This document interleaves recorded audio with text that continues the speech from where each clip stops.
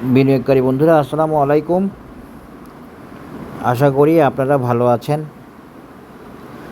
আমি এখন আপনাদের সাথে বেঙ্গল উইন্ডসরের একটা রিভিউ অ্যানালিসিস দিব বা আপডেট অ্যানালিসিস দিব। আপনারা যারা বেঙ্গল হোল্ড করছেন এবং বেঙ্গল নিতে চাইতেছেন বা নেবেন ভাবতেছেন, তাদের জন্য এই অ্যানালিসিসটা কার্যকর হবে। এখন দেখেন, আসলে বেঙ্গলের অ্যানালিসিসে আমরা আসি। বেঙ্গলের অ্যানালিসিস দেখা যাচ্ছে বেঙ্গল এখনও বাই সিগনালে আছে। ইচিমোকুতে তানকেনসেন এবং কুজেনসেন সেল সিগন্যালে আসে নাই। ফিউচার ক্লাউড গ্রিন আছে, তবে এমএসিডিতে ডাইভারজেন্সে আছে এবং নেগেটিভ ডাইভারজেন্স দেখা যাচ্ছে। আসলে বেঙ্গলের আমার অ্যানালিসিসটা ছিল হচ্ছে মূলত আমি যে প্যাটার্নে দেখাইছিলাম সেটা ছিল মূলত একটা হেড অ্যান্ড শোল্ডার দিয়ে আমি দেখানোর চেষ্টা করছি। আসলে বেঙ্গল আমি হেড অ্যান্ড শোল্ডার দিয়ে না দেখাইলে আরও ভালোই তো, কিন্তু হেড অ্যান্ড শোল্ডারটা আমার কাছে গ্রহণযোগ্য বেশি। কেন? কারণ হচ্ছে যে হেড অ্যান্ড শোল্ডার ওকে হওয়ার সম্ভাবনা থাকে বেশি। এই কারণে আমি হেড অ্যান্ড শোল্ডার দিয়ে দেখাই বেঙ্গলের অ্যানালিসিসটা। দেখি তো আমি কীভাবে দেখাইছিলাম বেঙ্গলের অ্যানালিসিসটা। তো আমার অ্যানালিসিসে মনে হয় বেঙ্গল উইন্ডসরের অ্যানালিসিসটা ছিল আপনার 30 টাকা। হ্যাঁ, আমি এইভাবে দেখাইছিলাম। আসেন, এখন আমার অ্যানালিসিসে ছিল বেঙ্গল 30 টাকা, কিন্তু বেঙ্গল গেছে কত? 28 টাকা। তো এই 28 টাকা যাওয়াটাকে আমি 30 টাকার সাথে মিলাতে চাচ্ছি না। তার মানে এই শেয়ারটা এই ইনভার্টেড হেড অ্যান্ড শোল্ডার মেনে যায় নাই বা inverted head and shoulder pattern ধারণ করে নাই। সে এই প্যাটার্নকে না নিয়ে সে অন্য প্যাটার্নে অন্য মুভমেন্টে আগাইছে। নাহলে তো আমার এই টার্গেট লেভেলে যেত, যেটা আমি দেখাছিলাম 30 টাকা, অল্পের জন্য যায়নি। তাহলে এখন আমরা ধরে নিতে পারি যে বেঙ্গল যাবে, কিন্তু এখনও যাওয়ার সুযোগ আছে, সেটা একটা কথা। বেঙ্গল 30 টাকা যাবে, এখনও যাওয়ার সুযোগ আছে, সেটা একটা কথা। আরেকটা হচ্ছে যে বেঙ্গল হয়তোবা এখন আর হেড অ্যান্ড শোল্ডারে আগাচ্ছে না, অন্য কোনো প্যাটার্নে আগাচ্ছে। দুইটা অপশন থাকবে এখন। তো বেঙ্গলের এই নতুন রিভিউ বা এই যে দেখেন, এখানে ঠিকই 28 দেখাচ্ছে বেঙ্গলের, বাট আমি এভাবে যদি ধরি তাহলে বেঙ্গল আসলে 30 টাকা।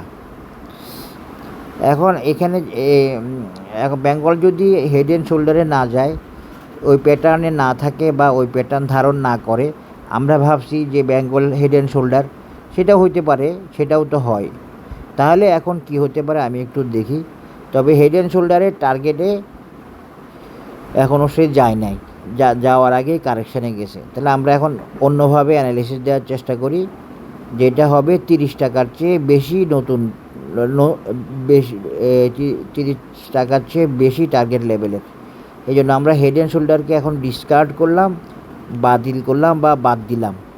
তাইলে আপনারা বলতে পারেন, তাহলে বেঙ্গল কী করলো? বেঙ্গল এই 28-এ কেন গেল? এই প্রশ্নটা আপনাদের আসতে পারে যে আপনি হেড অ্যান্ড শোল্ডার দিয়ে সেটাতে ওকে করে না। আসলে হেড অ্যান্ড শোল্ডারের এই জায়গাটাতে আমি একটু কনফিউজ ছিলাম।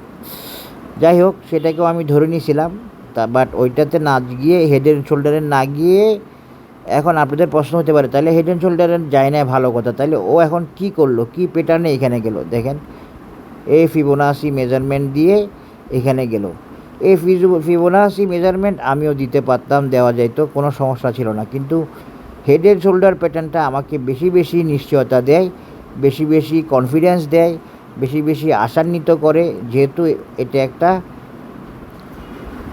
ক্লাসিক প্যাটার্ন এবং হাইয়েস্ট পারফর্মিং একটা প্যাটার্ন হচ্ছে হেড অ্যান্ড শোল্ডার ইনভার্টেড প্যাটার্নটা। তাহলে দেখুন, বেঙ্গল কিন্তু ঠিকই কাজ করছে। বেঙ্গল ঠিকই ওই যে দেখেন 28 টাকা লেভেলেই গেছে এবং সে কি করছে, সে ফিবোনাচিকে ওকে করছে। তাহলে আপনারা দেখেন মানে অ্যানালিসিসের ভ্যালিডিটি অবশ্যই থাকবে। আমাকে যে কোনো শেয়ার বলবেন শেয়ারটা দেরি করতেছে কেন, শেয়ারটা যেতে পারে না কেন, শেয়ারটার প্রবলেম কি, শেয়ারটা কতটুকু যেতে পারে, কোন প্যাটার্নে, আমি তো আপনাদের সাথে শেয়ার করতে পারবো। এবং আমার অ্যানালিসিস কোর্সে আমি এগুলাই শিখাই, যদিও আমার কোর্স মেম্বার বা আমার কাছে কোর্স করতে আসা লোকের সংখ্যা কম। এখন আসেন, সেটা নিয়ে আমার কোনো ইয়ে নাই, অভিযোগ নাই বা কোনো সমস্যা নাই। এখন দেখেন বেঙ্গলের আমি নতুন অ্যানালিসিস দিচ্ছি, দেখেন তাহলে কী করলো বেঙ্গল কিন্তু একটা টার্গেট মিট করে কারেকশানে গেল, বাট আমার হেড অ্যান্ড শোল্ডারটা ছিল 30 টাকা, ও গেছে 29 টাকা, 28 টাকা। আশা করি বুঝতে পেরেছে। এখন আমি যদি হেড অ্যান্ড শোল্ডার সহ এটাকে টেনে দিই বেঙ্গলের, তাহলে কত হয়, বেঙ্গলের টার্গেট হচ্ছে 36 টাকা। এটা একটা মেজারমেন্ট বেঙ্গলের নেক্সট টার্গেট হচ্ছে 36 টাকা। তো আমি এই মেজারমেন্টে না থেকে আমি আর একটু প্রিসাইজ বা আর একটু কম্প্যাক্ট বা আর একটু প্যাটার্ন দিয়ে দেখানো যায় কি না দেখার চেষ্টা করি। সেই জন্য আমি আসতে চাচ্ছি হচ্ছে এই যে উইকলি চার্টে আসার পর আমি একটা নতুন অ্যানালিসিস দেওয়ার চেষ্টা করব বেঙ্গলের। আপনারা মনে রাখবেন, আপনি যে শেয়ারেই আছেন সে শেয়ারটাই আপনাকে প্রাইস দিবে এই বছর, এটা মাথায় রাখবেন। এটা হচ্ছে বাজারের প্রাইস গেইন করার সময়। যে সরকারই এখন ক্ষমতায় থাকতো কোনো বিষয় না, যে সরকার এখন ক্ষমতায় থাকতো কোনো ব্যাপার না। ব্যাপার হচ্ছে বাজার টেকনিক্যালি তার কারেকশান শেষ করে আসছে, এটাই হলো ব্যাপার। কোন সরকার ক্ষমতায় আসে কোন সরকার ক্ষমতায় নাই সেটা ব্যাপার না। সরকারের বাবা যখন বাজার ভালো করতে পারে না, সরকারের মা যখন বাজার ভালো করতে পারে না, তখন কোন সরকার থাকলো সেটা বাজারের বিষয় না। হ্যাঁ, বাজারের বিষয় ইকোনমিক কন্ডিশান, বাজারের বিষয় financial activities, banking sector, export import, ব্যবসা বাণিজ্য, এগুলো ওকে থাকা, সেটা বাজারের বিষয়। আশা করি বুঝতে পেরেছেন। কোন সরকার আসলো কোন সরকার গেল সেটা বিষয় না। দেখেন বেঙ্গল অনেক কষ্ট করে উঠে আসতেছে, বেঙ্গল যে এতটুকু উঠে আসছে এটা অনেক বড় ব্যাপার। তো বেঙ্গলের অনেক টার্গেট আছে।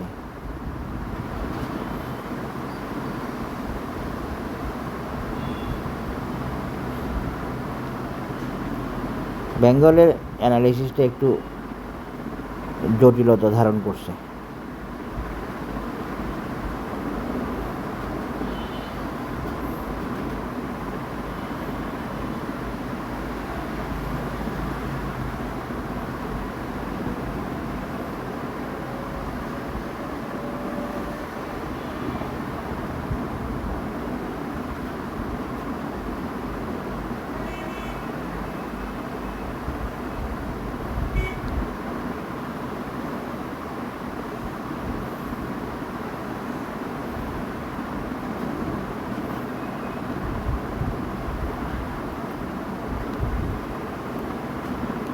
এখন আসেন বেঙ্গলের অ্যানালিসিসে যাই। এখন আমি একটু মনে হয় খুঁজে পাইছি কিভাবে কি করা যায় বেঙ্গলের।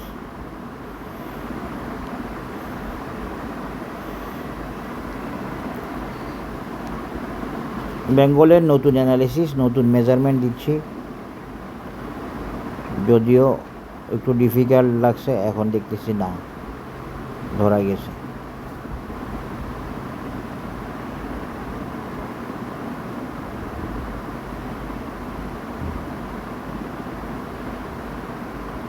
বেঙ্গলের একটা ড্রাগন প্যাটার্ন দিয়ে অ্যানালিসিস দিলাম, যেটা 53 টাকা লেভেলের। তার আগে একটা রেজিস্ট্যান্স আছে এখানে 40 লেভেলে, আর একটা রেজিস্ট্যান্স আছে 53 লেভেলে। দেখেন এই 53 লেভেল ব্যাঙ্গেল কবে ছিল?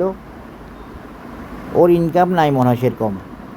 এই 53 লেভেল ছিল বেঙ্গল 17 সালে, 2017 সালে এই 53 লেভেল। এখন আমি আবার অ্যানালিসিস দিচ্ছি আজ থেকে প্রায় 9 বছর পরে, তখন থেকে 9 বছর পরে সেই 53 টার্গেট লেভেলে। ব্যাঙ্গের নেক্সট টার্গেট হচ্ছে 40, তারপরের টার্গেট হচ্ছে 53। এর বাইরে আর তেমন অ্যানালিসিসের বেঙ্গলের প্রয়োজন নাই। দেখেন ফিবোনাচি দিয়ে মিলছে, এটাও একটা ভালো দিক হলো, ভালো অ্যানালিসিস অনেকটা ওকে প্রমাণ হলো, বা মেজারমেন্ট ওকে আছে। মেজারমেন্ট ওকে বা অ্যানালিসিস ওকে থাকা মানে একটা প্রাইস ওই অ্যানালিসিসে যাবে এরকম কোনো গ্যারান্টি নেই।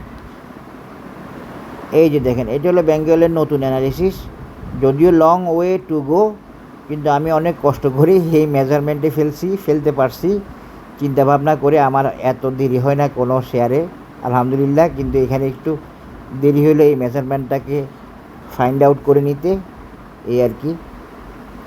আশা করি বুঝতে পেরেছেন। আর বেশি কথা না বাড়াই, সবাই ভালো থাকবেন। বেঙ্গলের একটা নতুন আপডেট দিলাম ক্লাসিক ড্রাগন প্যাটার্ন দিয়ে। এই ড্রাগন প্যাটার্নের আরেকটা রেজিস্ট্যান্স আছে, সেটা আমি বলে দিই, এটা কিন্তু ভাইটাল।